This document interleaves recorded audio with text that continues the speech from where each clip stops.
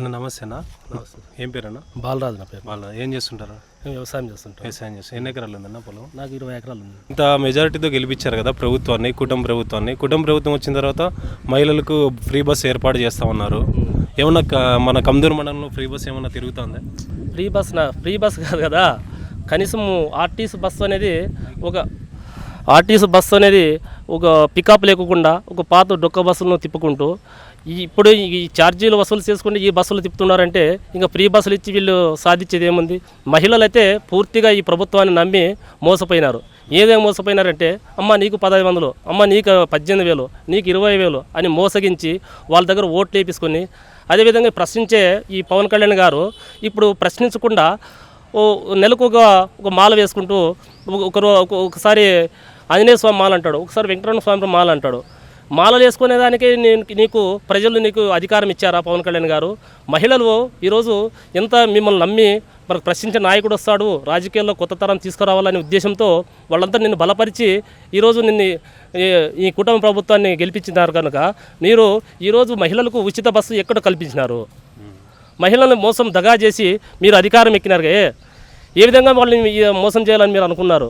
బీసీలకు రక్షణ చట్టం తెస్తామన్నారు, మళ్ళీ ఇంటింటికి కుళాయి ద్వారా నీళ్ళు అందిస్తామన్నారు.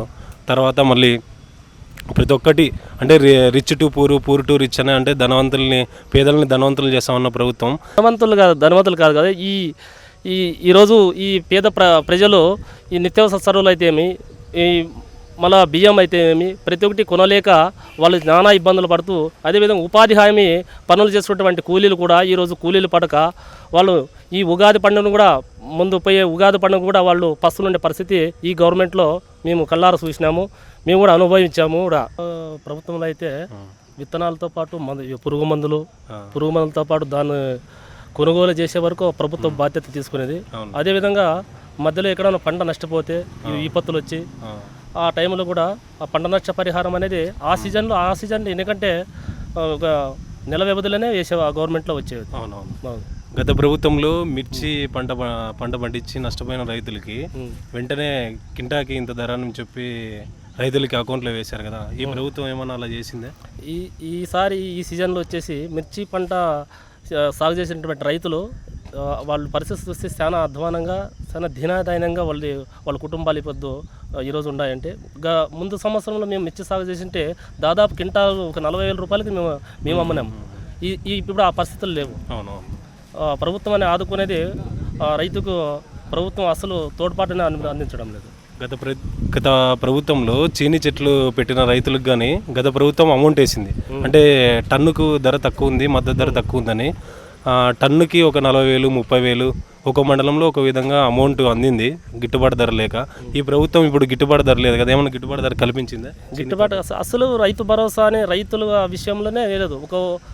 ఈ రాష్ట్రంలో వచ్చేసి ఒక పింఛన్, అది ఆయన చెప్పిన సూపర్ 6లో హామీలో భాగం కానే కాదు అది. ఈ పింఛన్ అనేది ఓన్లీ ప్రతి నెల పోయి సీఎం గారు ఒక జిల్లాలో పోయి పర్యటించి ఇచ్చిన దాన్ని పెద్దని చేసుకొని నేను పింఛన్లు ఇస్తున్నాను చెప్తున్నా. కానీ రైతు ఈరోజు ఈ రాష్ట్రంలో ఏ విధంగా బతుకుతున్నాడు, రైతు పరిస్థితి ఏమని సీఎం గారు ఆలోచించడం లేదు, ఆ ప్రభుత్వం ఆలోచించడం లేదు. వాళ్ళకి ఏం కావాలా, వాళ్ళు చెప్పే మాటలు ప్రజలు వినాలా, ప్రజలు మోసపోవాలా అనే విధంగా చెప్తున్నారు. కానీ రైతు బాగుపడాలా, రైతు ఇంకో ముందుకు పోవాలనే ఈ ప్రభుత్వానికి లేదు.